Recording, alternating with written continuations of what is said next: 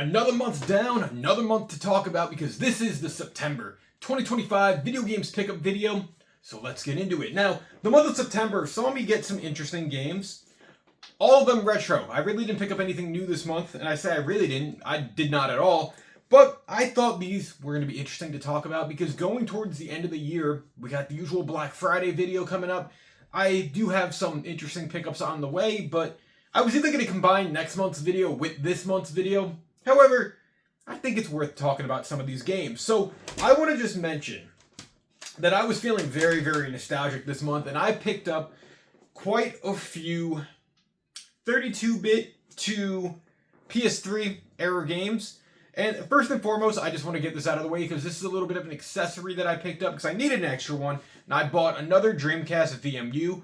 I mentioned in the video where I picked up the GTA Vice City and GTA 3 versions for the Dreamcast that they require separate VMUs for some reason for their saves.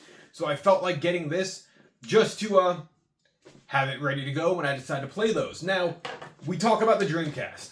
I picked up 3 Dreamcast games this month, and only one of them I had really ever heard of before this month, and turns out every time I go game hunting or eBay hunting in the middle of the night, I find games that I never knew existed. But to get it out of the way, the one that I bought that I had heard of was, of course, a classic, Ready to Rumble Boxing. Now, I thought I owned this, and apparently I didn't, so it's great to finally have this in the collection. Now, the first game that I had never heard of was Draconis, Cult of the Worm. From the pictures on the back of this game, it kind of looks like it reminds me of an Elder Scrolls game. It does say embark on an epic quest to unite the shattered kingdoms of humanity, bringing knowledge of the arcane arts and mastery of deadly swordplay to bear on evil that jeopardizes these last bastions of civilization. The vile Dragon Lord has returned, and in his shadow of impending doom, an unholy pestilence threatens all of mankind. I don't know what any of that means, but it kind of seems cool. Just side note here, to mention, because I didn't unhook it, and I totally forgot I picked this up this month, I ended up buying the Dreamcast Ronin by, I think they're called the Bahara Bros. They're like a European company.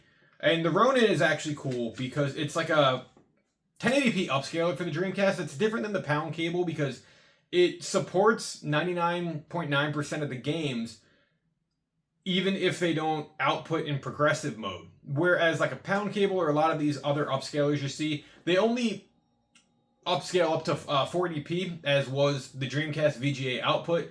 And games that are 480i usually aren't supported. With this little adapter that kind of plugs in the exact same way. There's 2 different modes on it, your RGB and your VGA. And no matter what you set it to, you will get a 1080p image. It's been kind of cool to play with. It also only outputs at 4:3 ratio. I was hoping to get like a 16:9 just because I've gotten used to doing that, even though a lot of games of that era don't natively support that aspect ratio. However, if you're like me, you can kind of toy with your TV settings and change it to that. I just thought that was worth mentioning. It's a quick little interesting device. Now, the last game for the Dreamcast I got this month was a game called MDK2. It says outsnipe, outshoot, outthink.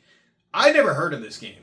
But I was looking at the back and I was looking at some kind of reviews of it. It looks like it's like a third-person shooter that you play as animals. It's super interesting looking. It got decent reviews upon release. I cross-referenced those before I actually purchased it. But I think this is going to be kind of fun. Games of this era, just because of their quirkiness, always entertain me. And speaking of games of that era, I picked up a game from my childhood, from the PlayStation 1, that I've played in their trilogy, if you want to put it like that.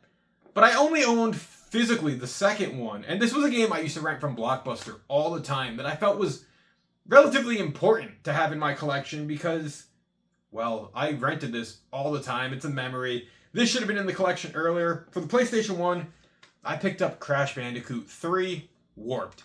I loved Warped. Warped was probably my favorite of the original trilogy.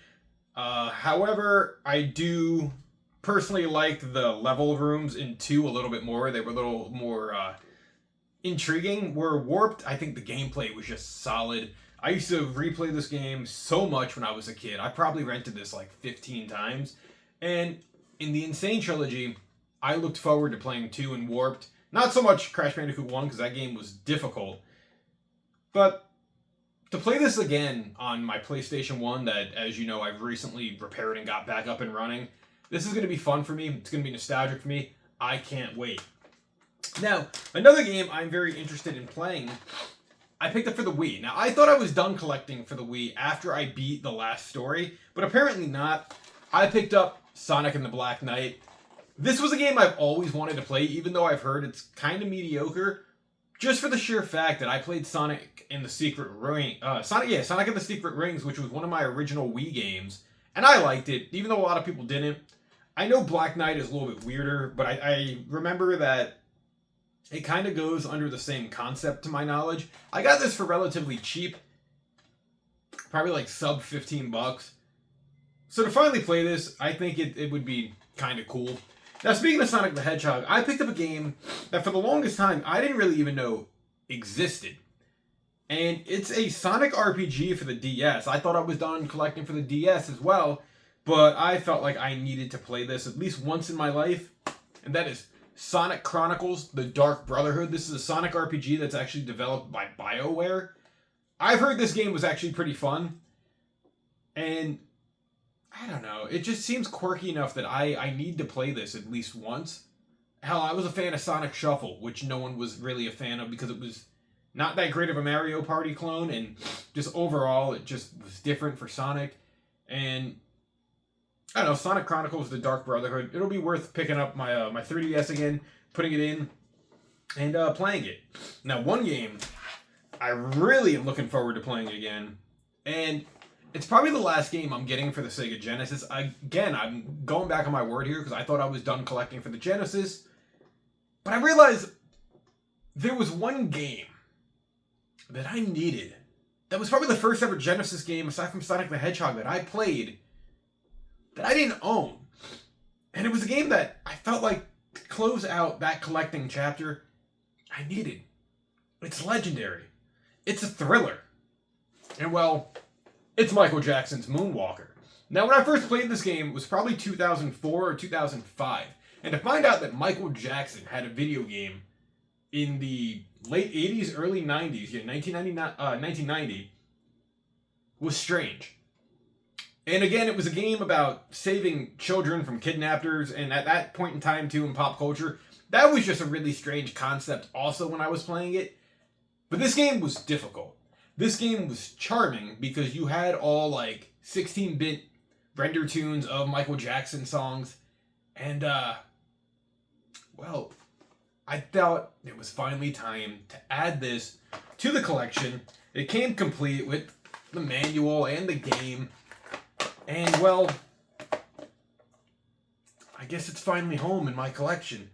So, that's really it this month, guys. Not too big of a pickup, but got a couple nice retro games. What do you think of this month's pickups for September? I think you're going to be excited for October/November if everything goes according to plan. But, yeah, leave your thoughts down in the comment section below. As always, guys, did you like these pickups? Did you play any of these? Do you have any fond memories of these games? Or do you have hatred towards any of these games? Leave your thoughts down in the comment section below. I want to know what you love, what frustrated you. And until next time, stay safe, game on, see ya, bye.